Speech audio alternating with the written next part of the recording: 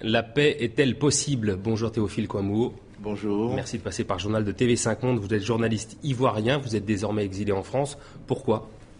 Disons qu'en fait je suis de nationalité française, donc a priori c'est un peu normal que je sois ici, mais disons que je me considère comme un exilé professionnel dans la mesure où la configuration actuelle en Côte d'Ivoire fait que je pourrais avoir des soucis si j'y étais en permanence vu les positions que j'ai en tant qu'éditorialiste, en tant que journaliste. Oui, exilé professionnel, pourquoi? Faut préciser, parce que vous êtes journaliste depuis 2002 en Côte d'Ivoire et vous travaillez pour la presse ivoirienne. Vous avez créé notamment le Nouveau Courrier.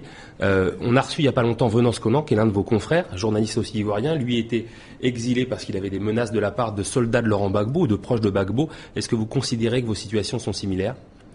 Disons qu'en fait, nous sommes tous les deux en France. Il est retourné à Abidjan. Il était en France, je suis en France. Il était menacé, je suis menacé. Bon, on peut dire que ça se ressemble effectivement. Et en quoi il y aurait une différence en revanche? Je ne sais pas, parce que nous n'avons pas les mêmes parcours, nous ne sommes pas pareils, nos destins ne sont pas liés. Mais disons que à première vue, on peut dire que ça se ressemble. La presse liée à Laurent Gbagbo est appelée presse bleue. Pourquoi ce surnom? C'est un surnom qui est lié à l'histoire, parce que historiquement, les journaux qui étaient proches de la tendance démocratique au début des années 90, donc de l'opposition à l'époque, elle était bleue. Et par la suite, la presse qui s'est, disons, développée après le début de la rébellion armée lancé par Guillaume Soro en 2002, était également bleu, a gardé la même couleur, d'où le nom presse bleue. Vous vous êtes manifesté vers nous en nous disant qu'effectivement c'était un SOS parce que la presse d'opposition aujourd'hui, celle qui était hier liée au pouvoir de Laurent Gbagbo, est en train de se mourir. Quels sont effectivement les poids qui pèsent sur elle? Disons que ça fait à peu près 2 mois aujourd'hui que Alassane Ouattara est au pouvoir en Côte d'Ivoire. Ça fait donc 2 mois... moins de 2 mois, plus de 6 semaines que les combats ont cessé. Mais depuis lors, la majorité de la presse bleue n'est pas dans les kiosques. Je parle donc du Nouveau Courrier, je parle du Temps, je parle du Quotidien. Ce sont des journaux qui ont d'abord connu des violences. Leurs sièges ont été attaqués pour la plupart, pillés. L'imprimerie de Notre Voix, par exemple, qui a une valeur de plus d'1 million d'euros, a été brûlée.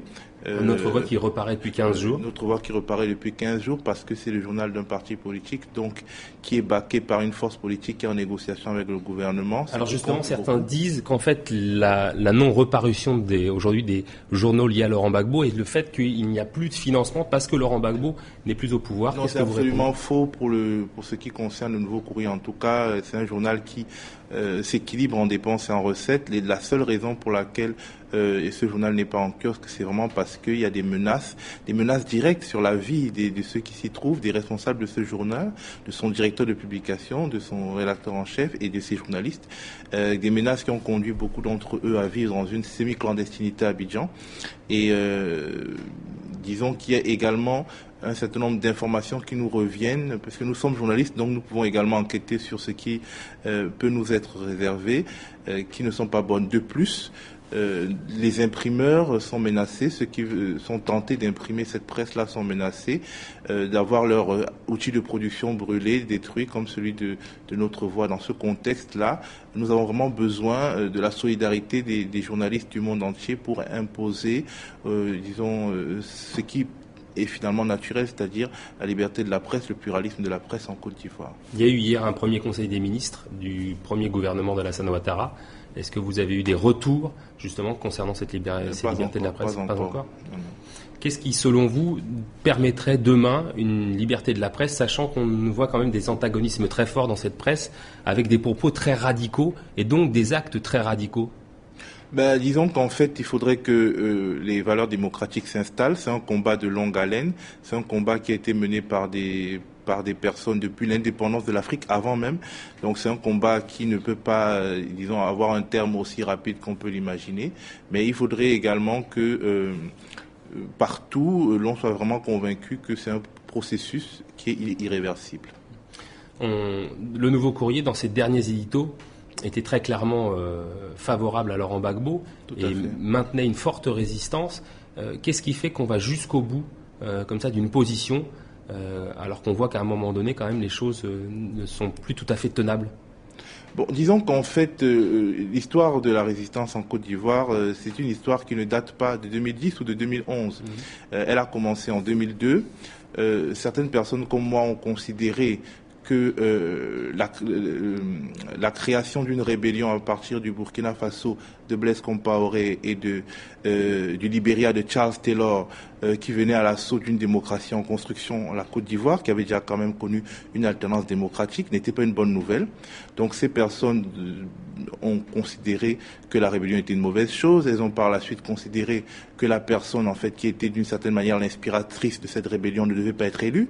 Elles ont considéré également que les conditions du second tour et même du premier, c'est-à-dire l'absence de désarmement dans le Nord, ont compromis les résultats des élections. Elles ont considéré que, d'une certaine manière, la communauté internationale tenait absolument à ce qu'un homme soit président en Côte d'Ivoire en dépit, des valeurs démocratiques. Et donc, face à ce que nous avons considéré comme une restauration france-africaine et ce qui apparaît aujourd'hui comme une restauration autoritaire, vraiment, nous sommes dressés, nous avons décidé en tant que journalistes de nous lever pour raconter une histoire, un récit, parce que la Côte d'Ivoire également est enfermée dans ce que j'appelle une crise du récit. Il y a deux récits irréconciliables, ce sont ces récits-là qu'il faut réconcilier pour donner une chance au pays de se réconcilier. Théophile, pourquoi, alors que vous êtes français, vous l'avez dit au début de notre échange, pourquoi est-ce que vous n'avez pas continué à travailler pour la presse française alors que vous aviez une vision effectivement certainement beaucoup plus large que celle d'un occidental?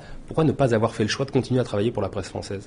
Je pense que d'une certaine manière, c'était pas tenable dans la mesure où ce que je voyais n'était pas ce qu'un journaliste occidental classique voyait, et qu'à partir d'un certain moment, il fallait que j'ai la liberté de raconter en fait l'Afrique, cette Afrique dont je suis originaire, avec tout le feu, toute la flamme que je ressentais en moi, avec les mots authentiques qui jaillissaient de mon être, avec ma vision, c'est-à-dire celle de quelqu'un né en France de parents camerounais, qui a été bercé par les écrits de Mongo Betty, qui a été bercé par également les récits de François-Xavier Verschave, et qui a structuré son intelligence autour d'un certain nombre de choses qui ne sont pas forcément les mêmes choses, les mêmes valeurs qui animent quelqu'un de mon âge qui est né en France de parents français et qui regarde l'Afrique finalement comme une terre étrangère.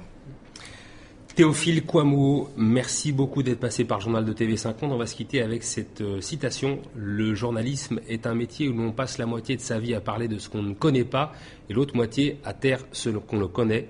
C'est de l'écrivain et du journaliste français Henri Béraud. Voilà, ça va nous servir à méditer. Merci. Il faudrait que ça change. Il faudrait qu'on parle de ce qu'on connaît et qu'on ne teste pas ce qu'on fait. D'où peut-être vous reviendrez effectivement à réécrire pour des journaux français en donnant une vision africaine de la situation. Merci beaucoup Théophile. Pour les réactions, vous vous adressez sur cette adresse mail votreavis@tv5monde.org où vous posez vos questions à Wang Tan. Il y a un an, les communautés asiatiques parisiennes manifestaient, ras-le-bol du racket, mais aussi du manque de visibilité dans la société. Ils ont créé un conseil. Wang Tan, leur représentant, sera demain notre invité.